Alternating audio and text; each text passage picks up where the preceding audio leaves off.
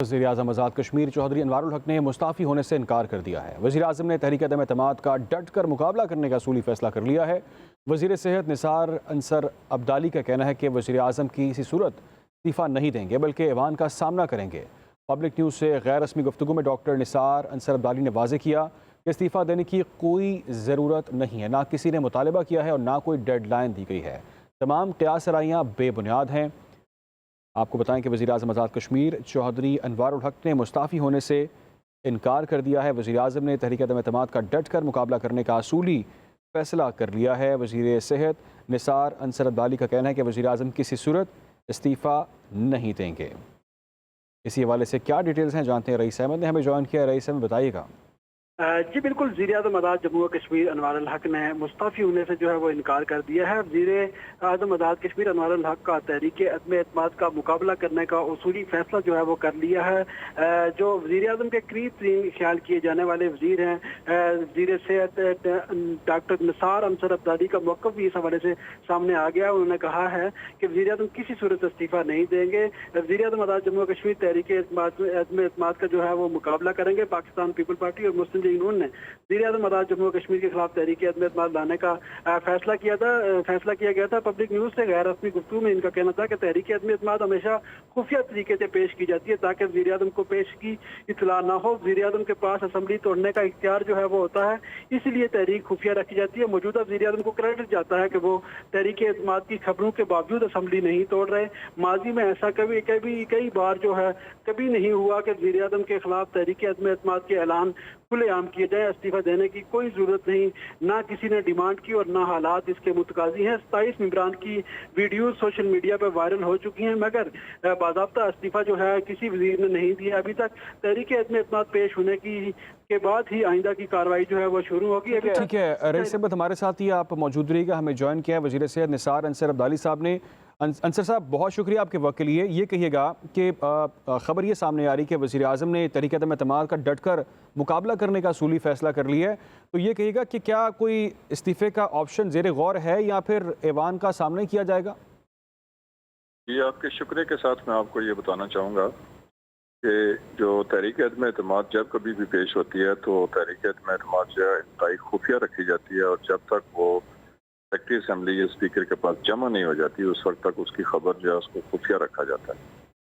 वजह यह होती है कि तहरीक अदम-ए-एतमाद जो है वो पेश होने से पहले वज़ीर-ए-आज़म के पास एक इख्तियार होता है कि वो असेंबली तोड़ सकता है।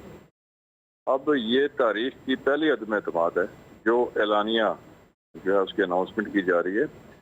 प्राइम मिनिस्टर के इस्तीफ़ा देने के हवाले से जो खबरें थीं वो इस तरह था कि वज़ीर-ए-आज़म ने बारहा ये ज़रूर कहा कि अगर मेरे मेंबरान का मेरे ऊपर एतमाद नहीं होगा तो मैं मुस्ताफ़ी हो जाऊँगा। लेकिन ये चूँकि मामला अदम-ए-एतमाद का है तो अदम-ए-एतमाद में और इस्तीफ़ा देने में थोड़ा सा डिफरेंस होता है।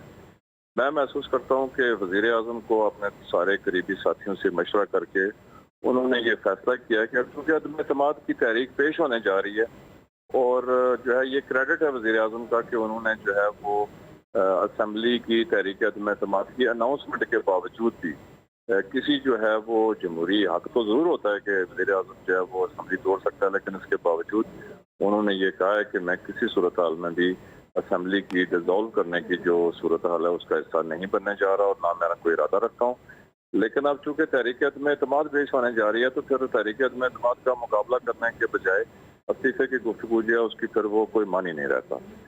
दूसरी मैं आपको ये कहना चाहूँगा कि आज़ाद कश्मीर में अभी तक ये मुकम्मल तौर पर फैसला इसलिए नहीं हो पा रहा कि अभी तक पीपल्स पार्टी ने अपना कायदे-ए-ईवान जो है वो जो सक्सेसर है उनका नाम भी सामने नहीं आया। तो जो सक्सेसर का नाम आएगा उसके बाद जो है वो बाकी सारे जो मेंबरान हैं, अभी नून लीग का भी एक डिस्प्यूटेड सा मामला चल रहा है। डिस्प्यूट ये है कि नून लीग कभी कहते हैं कि हम जो है वो तहरीक अदम-ए-एतमाद का हिस्सा जो है वो नहीं बनेंगे, फिर उनकी यहाँ मौक़िफ़ आया कि हम जो है वो अदम-ए-एतमाद में वज़ीर-ए-आज़म के हक़ में जो है नए वज़ीर-ए-आज़म के इंतख़ाब में वोट देंगे। फिर तीसरा उनका मौक़िफ़ एक ये भी था कि हम जो है वो अदम-ए-एतमाद का हिस्सा बनने के बाद जो है वो बैठेंगे अपोजिशन में। तो ये भी ज़रा कंफ्यूज किस्म की स्टेटमेंट्स हैं, तो अभी ये इसको हम सोशल मीडिया और दीगर खबरों की तरह ही ले रहे हैं। अभी तक चूँकि तहरीक अदम-ए-एतमाद जो है वो ना जमा हुई और ना सक्सेसर का अनाउंसमेंट हुई, तो जब तक सक्सेसर की अनाउंसमेंट नहीं होती और बाकी जो है अदम एतमाद जमा नहीं हो जाती, तो ये अगला जो जमहूरी प्रोसेस है वो प्रोसेस आगे नहीं चल सकता। ठीक है निसार साहब, एक ये भी रहनुमाई फरमाइएगा, वाज़ेह कीजिएगा कि ये जो इस्तीफ़े की खबरें गर्दिश कर रही हैं, क्या कोई मुतालबा किया जा रहा था इस्तीफ़े के हवाले से? ये कोई क़यास राय की जा रही है? क्या क़यास राय कौन लोग कर रहे हैं और क्यों कर रहे हैं? अच्छा जी, देखिए, ये वज़ीर आज़म के साबका बयानात में से एक बयान को कोट करके तो ज़रा कन्फ्यूजन पैदा कर रहे हैं।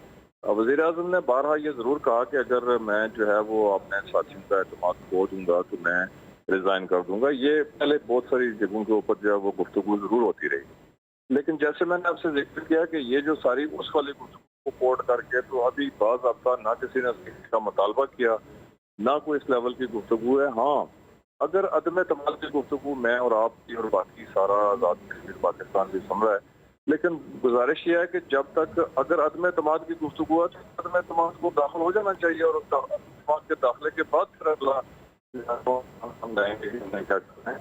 मैं समझता हूँ कि ये वाली जो अदम एतमाद की तहरीक है, ये पहली तहरीक है जिसका रोला पहले पड़ गया और अभी तक जमा नहीं।